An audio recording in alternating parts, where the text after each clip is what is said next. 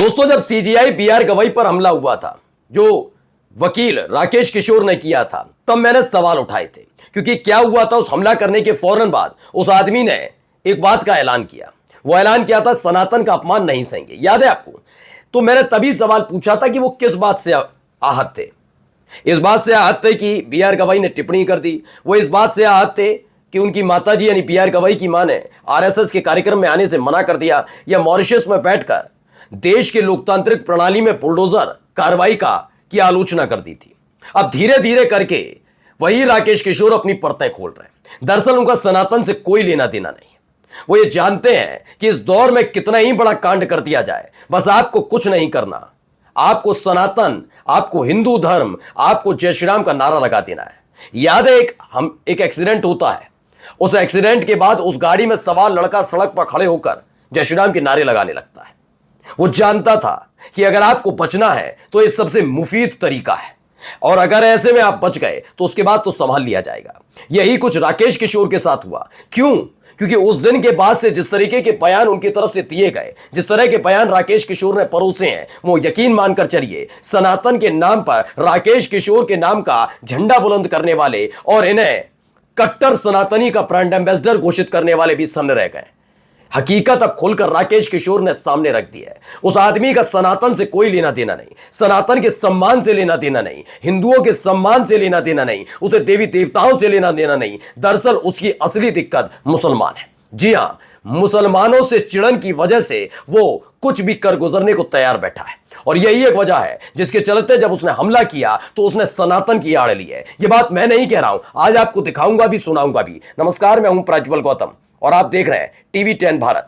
सबसे पहले भाई का एक ताजा ताजा बयान देखिए। राकेश किशोर ये मुरादाबाद का जिक्र कर रहे हैं।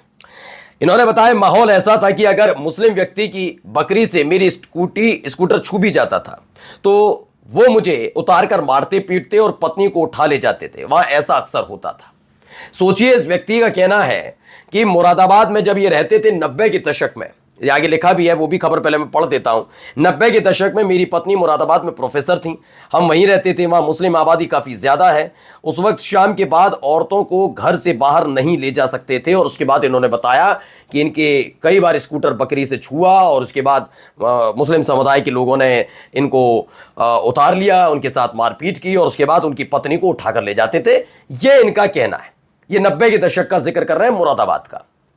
जबकि ऐसी कोई घटना शायद ही आपको याद हो कि ऐसा हुआ होगा, लेकिन मैं कहता हूं हुआ होगा। ये व्यक्ति, चूंकि सबने बताया गोल्ड मेडलिस्ट है, ये है सीजीआई गवई, कुछ नहीं पढ़े लिखे टाइप का, जितना भी उन्होंने कूड़ा कचरा सबको डाला था डाल दिया। अब गोल्ड मेडलिस्ट ने ये बात कही होगी तो पूरी जिम्मेदारी के साथ कही होगी। तो इस आदमी ने पहला मुद्दा क्या उठाया? मुसलमान, यानी मुसलमान वाला का खेल। दूसरा इनका क्या था कि उनको मारते पीटते थे। मैं ये नहीं कह रहा कि घटना नहीं हुई होगी, लेकिन सवाल अगर यह है कि इनसे घटना का अगर ये मांग लिया जाए कि क्या इन्होंने एफआईआर दर्ज कराई कि इनके साथ मारपीट की गई, तो जैसे इन्होंने पहले बयान दिया कि मैं दलित हूं, लेकिन पूछा दलित है तो सर्टिफिकेट नहीं दिखाऊंगा, दिखाई नहीं पाऊंगा, सर्टिफिकेट नहीं, वो डिग्री नहीं दिखाते, ये सर्टिफिकेट नहीं दिखा दिया। एफआईआर मांगो तो वो नहीं दिखाएंगे। इनकी पत्नी को उठाकर ले जाते थे, उसकी भी तो एफआईआर की होगी। वकील रहे भाई, वकालत की थोड़ी ना बुढ़ापे में आके की है, वकालत तो पहले ही कर रखी थी ना। गोल्ड मेडलिस्ट हुआ भैया, तो तब भी आप वकील थे। एफआईआर जरूर कराई हुई, कानून का जानकार एफआईआर कराएगा ना। आम इंसान तो मैं समझ लेता हूं डर गया, ये मुसलमानों ने किया होगा तो डर गए, खौफ खा लिया, मुसलमानों का पूरा तांडव था और तमाम चीजें थी तो वो तो डर गए। लेकिन वकील तो नहीं डरेगा, वकील करेगा कानूनी कार्रवाई तो करवाऊं। तो पिटने की और पत्नी की को उठाकर ले जाने की एफआईआर कराई होगी। ये सोचिए कितनी काल्पनिक कहानी बनाने वाला व्यक्ति है। वरना अगर इस आदमी ने एफआईआर कराई तो एफआईआर के बारे में बताना चाहिए, वरना यह आदमी कैसे मुसलमानों को लेकर सोचता है उसका अंदाजा आप लगाइए। दरअसल इस आदमी के जब आप सोशल मीडिया हैंडल पर जाएंगे तो इस आदमी की हरकतों को देखते ही समझ जाएंगे ये इसका सनातन से लेना देना है या फिर हकीकत में मुसलमानों से चिढ़ता है। मैं बार बार ये क्यों कह रहा हूं, सनातन से लेना देना नहीं है।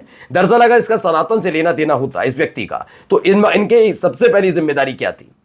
इनको हर जगह विरोध करना था। विरोध तब करना था जब योगी आदित्यनाथ ने बयान दिया था हनुमान जी गिरवासी हैं, वजवासी, तब उसको लेकर विवाद हुआ। इनको तब भी विरोध करना था जब संजय निषाद ने एक बयान दे दिया था भगवान श्री राम पर। इनको तब भी विरोध करना था जब 500 साल के इंतजार के बाद अयोध्या में राम मंदिर की प्राण प्रतिष्ठा हो रही थी और बैनर पोस्टर लगाए जा रहे थे जिसमें उंगली पकड़कर नरेंद्र मोदी साहब हर राम जी को लेकर जा रहे थे, राम जी को लेकर जब आ जा रहे हैं मोदी साहब, तो ये अपने आप में अपमान है। इसके बारे में कोई बात की, कोई चिंता बनी, कोई मतलब ही नहीं था तब, कोई सनातन का कोई लेना देना नहीं कि कोई सनातन के आहत हो रहे थे। इसके अलावा शंकराचार्य को गाली देने वाले लोग, शंकराचार्य को धमकी देने वाले लोग नहीं पकड़े गए, तब सनातन का अपमान नहीं था। सनातन का अचानक से अपमान हो गया एक टिप्पणी से। इस एक टिप्पणी सीजीआई की वो कितना बड़ा असर डाल गई कि इस आदमी ने जूता फेंक दिया। इतने बड़ी बड़ी चीजें हुई, इसको कभी सनातन की परवाह नहीं हुई। तो इस सनातन प्रेमी तो नहीं है।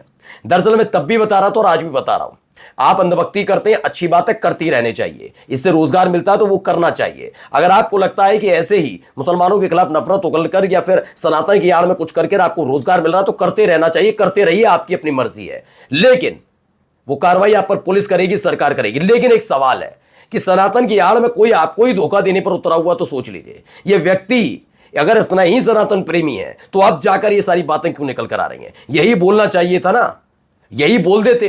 क्योंकि इस घटनाक्रम के फौरन बाद, इससे पहले मतलब जब हमला किया उसके फौरन बाद इन्होंने अपनी बात भी बदली कि मॉरिशस में बुलडोजर वाली कार्रवाई ये आदमी जानता है कि खास तौर पर बीजेपी शासित राज्यों में किन के खिलाफ हो रही है। तब भी मैंने कहा था इस आदमी की देखिए धीरे धीरे परतें खुलेंगी और परतें खोल रही हैं। इस आदमी का मसला ही नहीं है सनातन को लेकर, यह सनातनी होने का दिखावा करके बिल्कुल अपने आप को साफगोई के साथ बचने, क्योंकि सनातन धर्म से ताल्लुक रखने वाले जो कट्टर हैं, जो दिन रात ट्विटर हैंडल पर क्या क्या करते हैं या सोशल मीडिया पर करते हैं, वो इसके साथ खड़े हो जाए, इसी को लेकर मसला था। अदरवाइज इसका कोई लेना देना नहीं सनातन से। आगे दिखाता हूं, एक और खबर हमने आपको दिखाई थी। ये लेटर ये आपका नहीं है, साल 2021 का है। इस आदमी की मंशा समझिएगा, मैं इसीलिए बता रहा हूं। सीजीआई ने इन्हें माफ किया वो मसला अलग है, लेकिन दिल्ली पुलिस की कार्रवाई से लेकर पंजाब पुलिस और बेंगलुरु में जो हुआ वो भी हमें देखना है। कब कार्रवाई, कब गिरफ्तारी, तमाम चीजें, क्योंकि बड़ा मसला है। ऐसे बड़े मसले पर बचाने की जरूरत किसी को नहीं आनी चाहिए। अब सोचिए इस आदमी की हरकत क्या रही। साल 2021 में इन्होंने बताया, साल 2021 में एक लेटर लिखा गया। ये भाई साहब जहां रहते हैं मयूर विहार फेज 1 में, ईस्ट दिल्ली में, वहीं 14 लोगों ने, जिसमें से ज्यादातर हिंदू और 1-2 ईसाई हैं, उन लोगों ने, मुसलमान नहीं, ज्यादातर हिंदू और ईसाई, उन लोगों ने मिलकर इस आदमी के खिलाफ मोर्चा खोला कि यह आदमी दिन रात मारपीट करने, धमकी देना और ये तमाम गंदी गंदी गालियां देना इसका काम है। पढ़ लीजिए, बदतमीजी और मारपीट करता है, धर्म के नाम पर हड़काता है, मतलब आदतन अपराधी है। ये खुद आदमी ऐसा है। अब जब ऐसे आदमी की ऐसी हरकत है तो सोचिए जब इनकी पत्नी मुरादाबाद में प्रोफेसर होंगी तो क्या वाकई यह आदमी वहां पर भी ठीक रहेगा? गोल्ड मेडलिस्ट होने का मतलब यह तमगा नहीं मिल जाता कि किसी इंसान में वो नफरत कूट कूट करना भरी हो, यह जरूरी नहीं है। और जो पढ़ा लिखा कम हो या बिना पढ़ा लिखा हो, वो सहृदय या फिर बहुत दिल का धनी या फिर बहुत तमीज से बात करने वाला हो, यह भी सच है। जरूरी ये नहीं कहा जा सकता, ठीक है। अब इस आदमी की परतें ये खुद आदमी खोल रहा है कि दलित हूं, सर्टिफिकेट नहीं दूंगा, मेरी पत्नी के साथ ये हो, मेरे साथ ये हुआ, एफआईआर इनके पास कॉपी अभी तक पता नहीं है कि एफआईआर की कॉपी है नहीं है। शुरू हुआ था सनातन से, आ गया बुलडोजर पर कहानी। इस आदमी की पोल ये खुद खोल रहा है। नमस्कार।